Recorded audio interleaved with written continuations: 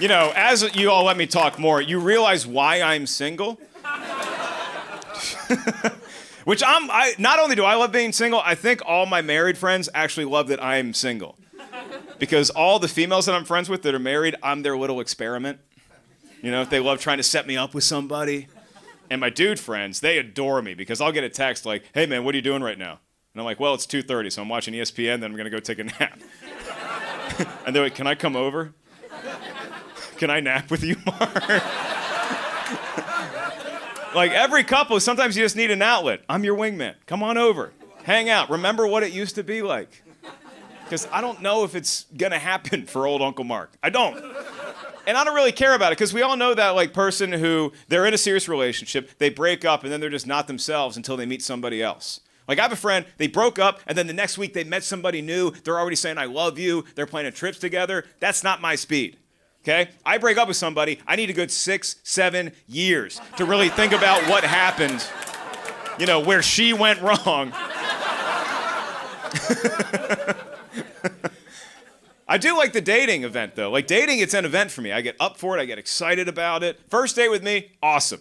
You're going to have a great time on the first date. I have some funny stories. I'm charming. I can usually cover the bill. Second date, that's when it starts to go downhill. Second date, you're like, he really likes Van Halen. Third date, you're like, he fell asleep at the table. Can I leave? I don't know what to do. Yeah, and, you know, I think it just doesn't make sense for me to settle down now when we're so close to interplanetary travel. You know? Who knows when it could happen, but if you think when we can just go live on another planet, if you think I'm dragging some Earthling up there with me, no, man, I want to be like Star Trek. I want to live long, prosper, and Captain Kirk some hot alien ass. That's the dream.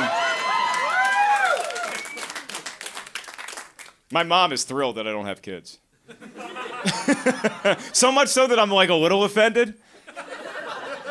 Because she'll say things to me that she will not say to her other two kids. My sister has one kid, great. My brother's got 2 kids, awesome. I got a dog, and she's like, are you sure you're ready for that responsibility?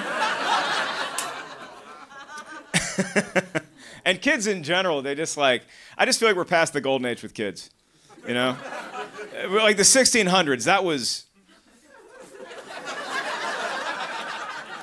how you do it. The 1600s, you could have 10 kids, 2 of them make it, you're father of the year.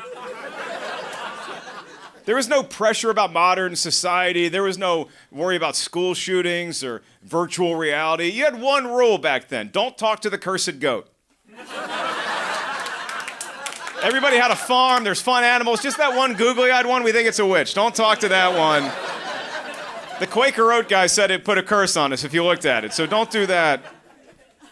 But now, man, kids, I just don't find a lot of good reasons to have kids. I'm not sure. Well, one of the ones they used to hear is, oh, I need to propagate the species. There's 8 billion of us on Earth. If Earth was a nightclub, the fire marshal would shut it down. Had a buddy, he's like, oh, I just kind of wanted a kid because they're cute. No, if you think kids are cute, you've only seen the first 10 minutes of Gremlins. The best, though, is one of my friends has 4 kids, and he's like, I don't know, man, I just wanted something to, you know, give a legacy to me. Like, he literally said, I just want something to outlive me. And I'm like, dude, you wanted a turtle. All right?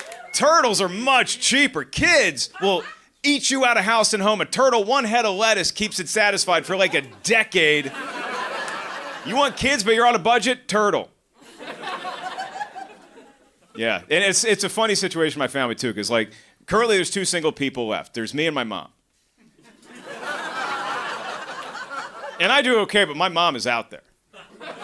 You know, she travels the world, she meets interesting people, but sometimes it happens where you don't expect it. Like, she started hanging out with a guy who lives up the street.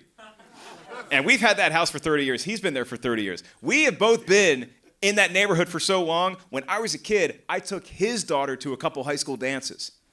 Yeah, and remember, boys, going to pick up your date, so nerve-wracking, because you're in your suit, you're sweaty, you ring the doorbell, you know she's not answering. She's got to do her Belle, Beauty and the Beast walk down the stairs. So it's the dad, and he just opens the door, and he's like, you have her home by 10:30, young man. I'm like, yes, sir. So this past Thanksgiving, I was home, and guess who came to pick my mom up?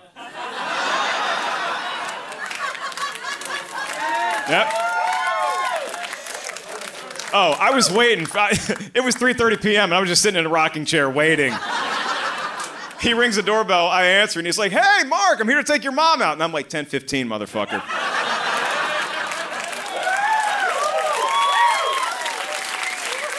You have no idea how weird it is to call someone a motherfucker and have it maybe be accurate.